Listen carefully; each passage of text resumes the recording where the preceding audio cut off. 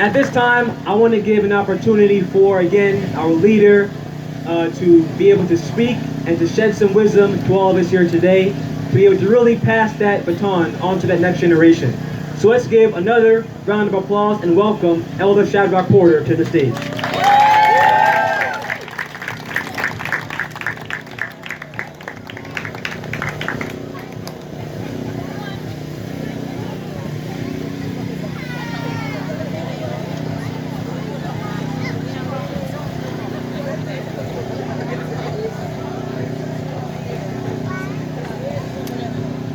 Ladies and gentlemen, I would like to take this opportunity to welcome all of you who take the time from your busy schedule to be here with the rest of us. What happened to us before should have never happened, but today it is upon us. Today it is a reality. The end of 400 years is right here. And this is the reason why I suspect that we are all here today, to open up the files and to begin the process, to do in-depth research or investigating why did this terrible thing happen to us in the first place, or at least to start the process of investigating this terrible question to be answered. This should be the day when we begin to remove the band-aid from that old wound which we thought was healed a long time ago, but was never healed. It's still raw today. But raw and behold, it is still raw and painful.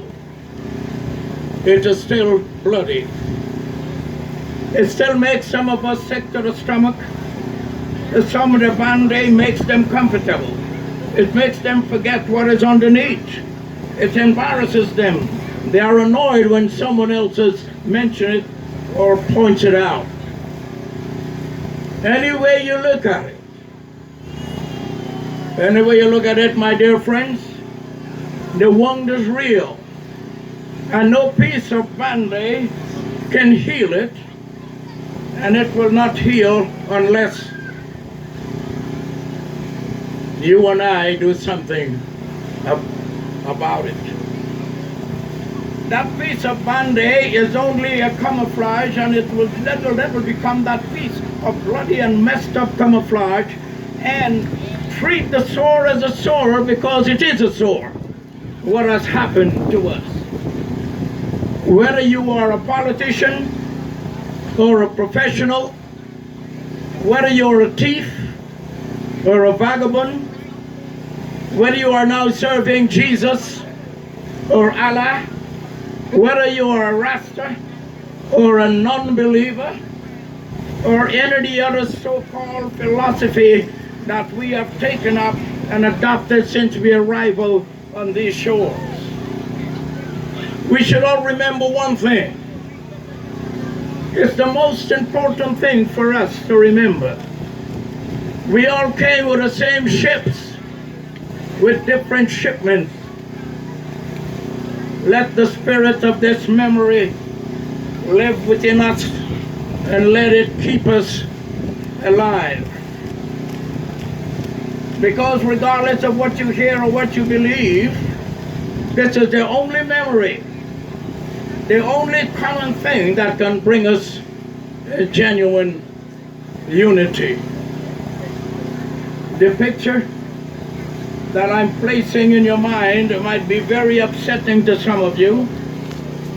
You might even want to throw up or to be angry with those of us who placed it there.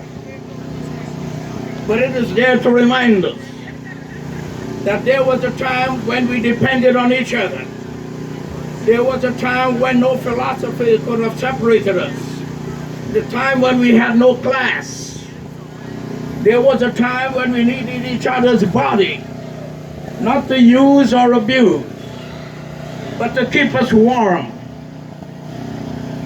in the cold and dark belly of a ship.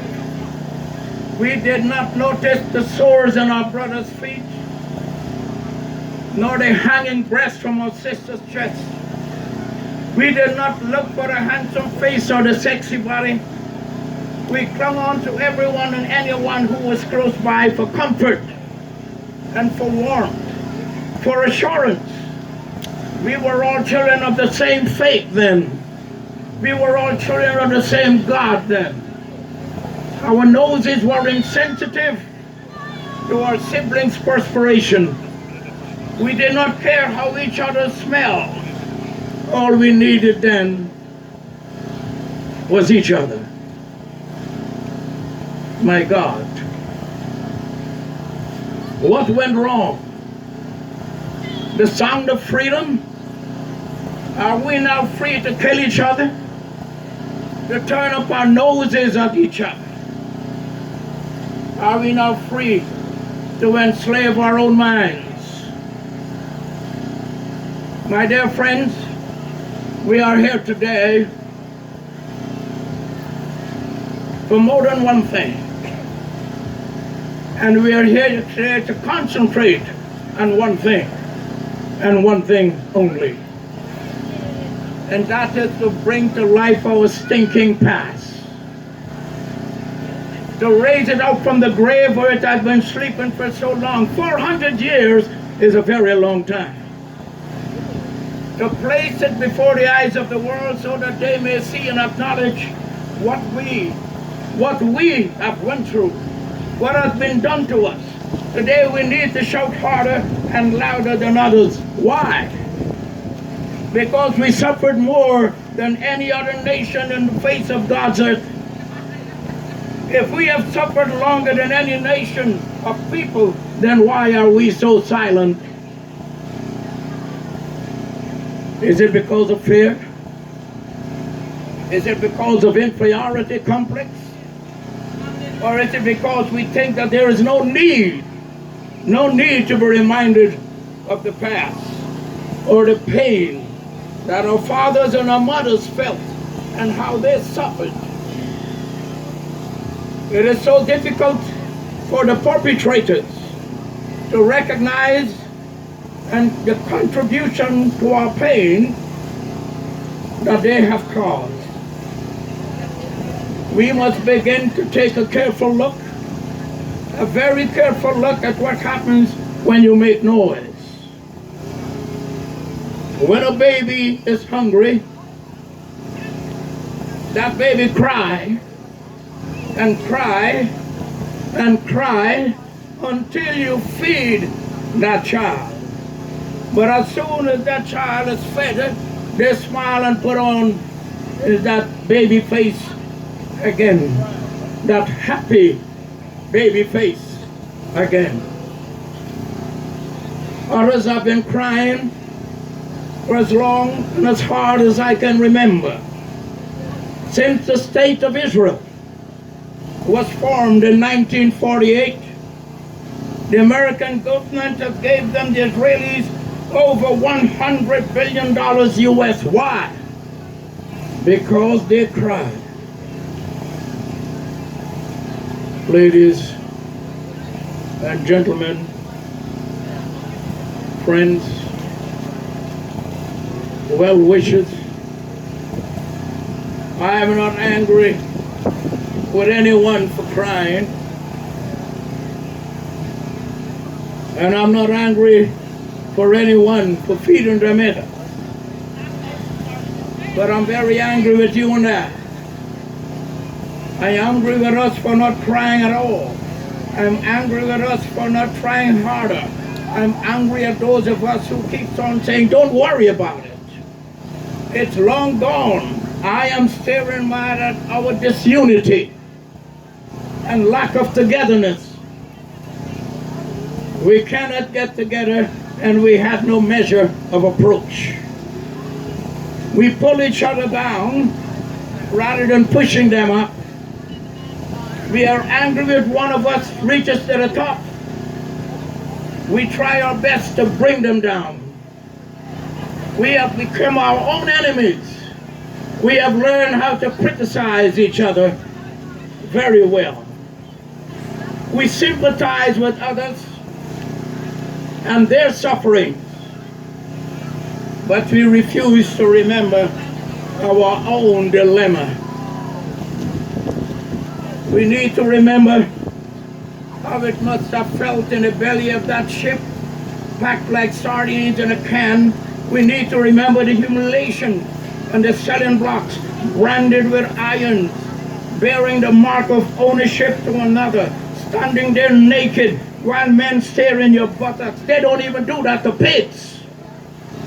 We need to remember the whip on our backs, the raping of our mothers, and the taking of the virginity of our sisters. Yes, we need to remember our brothers and our fathers hanging from that old oak tree. We need to remember that we were that strange fruit that the gold singers sang about. My dear friends,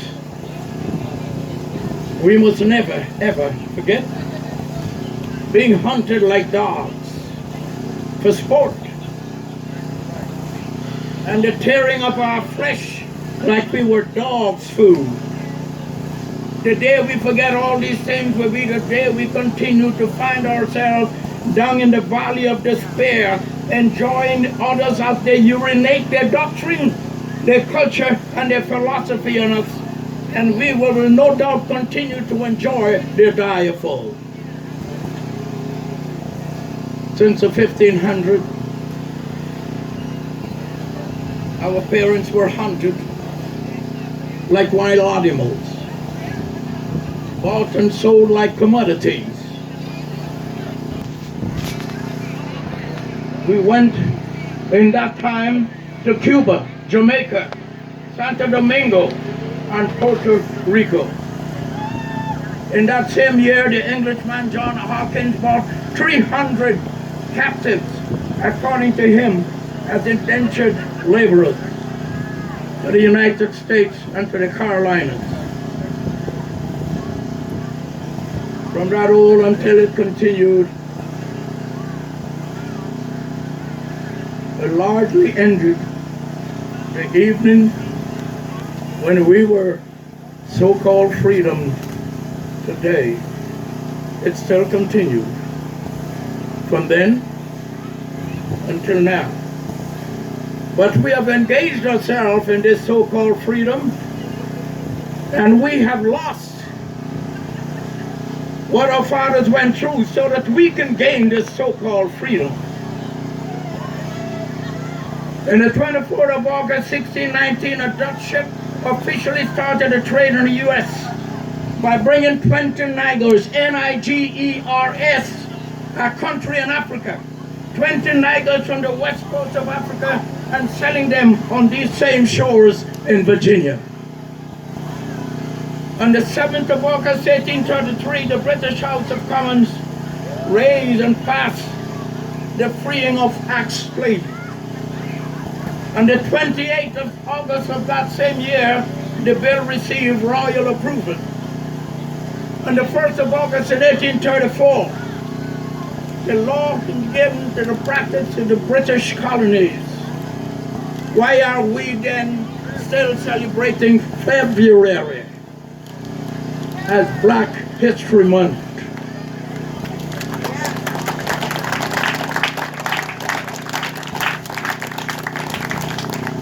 What can we teach our children about February? We need a day of our own choice with meaning to our history. We are children of the sand, the sea, and sun. Why are we then celebrating a cold, wintry month called February? Is it because it's the shortest month of the year, or it's because it's the coldest? When we say never again, we must work hard to prevent it. We must let the world know the real meaning and definition of slavery. Let me remind you, my dear friends, I know a little bit of English, and I'll tell you what it says in the English dictionary. The English dictionary defines a slave as a person who is the legal property of another and bound to absolute obedience, while the definition of slavery is the condition of having slaves. We were bought and sold and owned. We did what Master tells us to do. Let us therefore make an effort to remember first who we really are, because there might have been a lot of slavery in the world, but they have never, and I repeat, never ever been an entire nation enslaved and brought unto Egypt again with ships. Black people are Bible readers, therefore they know what I'm talking about. I'll say that again. There has never been an entire nation enslaved and brought into Egypt again with ships.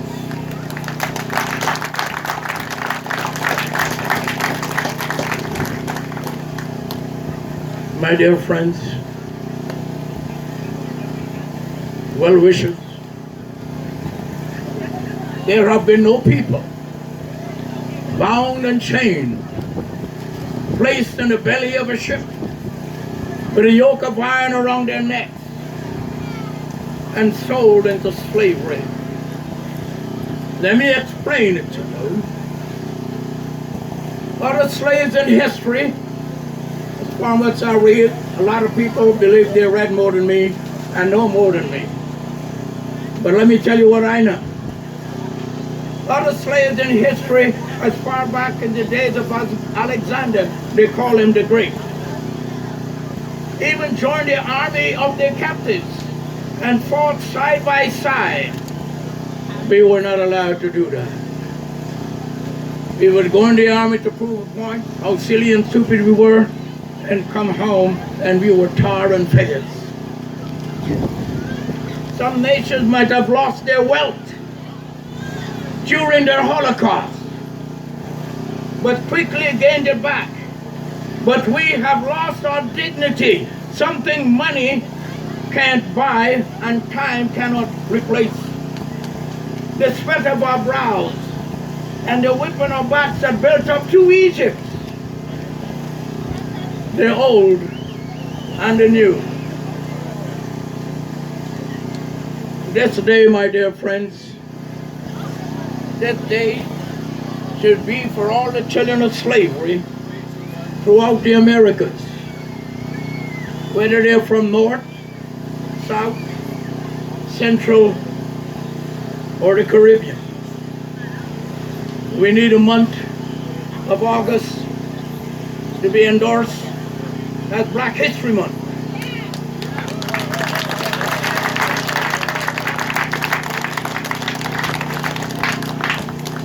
We must be prepared to sell this idea to every government where the children of the diaspora reside.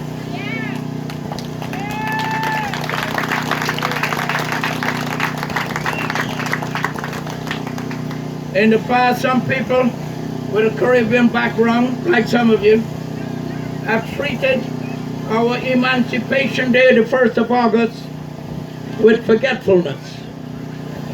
Most of our children does not even know or understand the importance of this day. They see it as a day to party, and it should be the day for our own Thanksgiving. As I said before, let us tear the pages,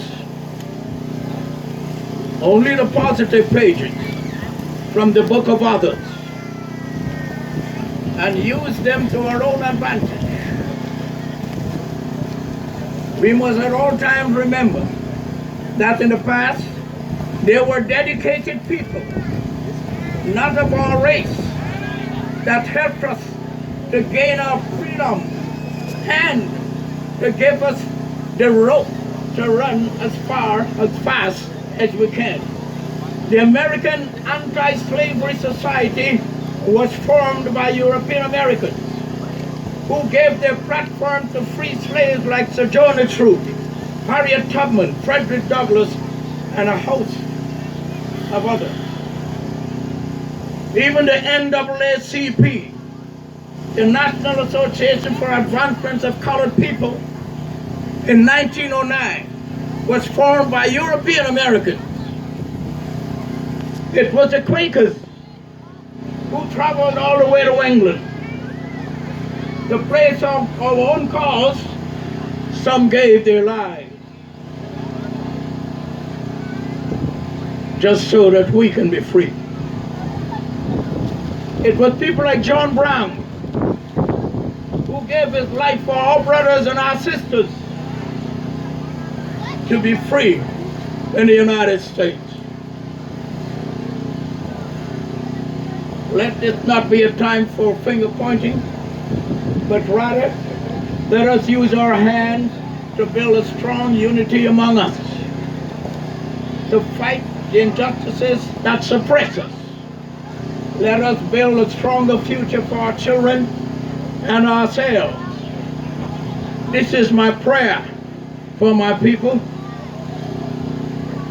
that one day we will wake up from that old dream, put on a new coat of confidence, wearing the jewels of a new plan, get up from that old bed of nails, shake off the shackles of slumber, wash ourselves with the clean water of vibrancy, and together walk hand in hand towards a new horizon, towards a new beginning and new ideals, riding side by side together in the vehicle of understanding towards a brighter future with a new attitude,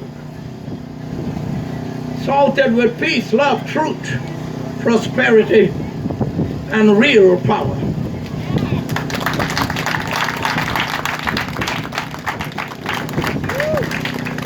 All these things I have said before, I have said them many times, but I find it most relevant as I speak to you today. I pray that the next 400 years bring us peace and understanding of self, that we do not depend on others. We've been doing that for 400 years. This is what I have to leave with you today. Peace and togetherness among ourselves. Stop trying to pull each other down. Try everything that is positive in your life, or maybe your life will be better. And I thank you very much for your time.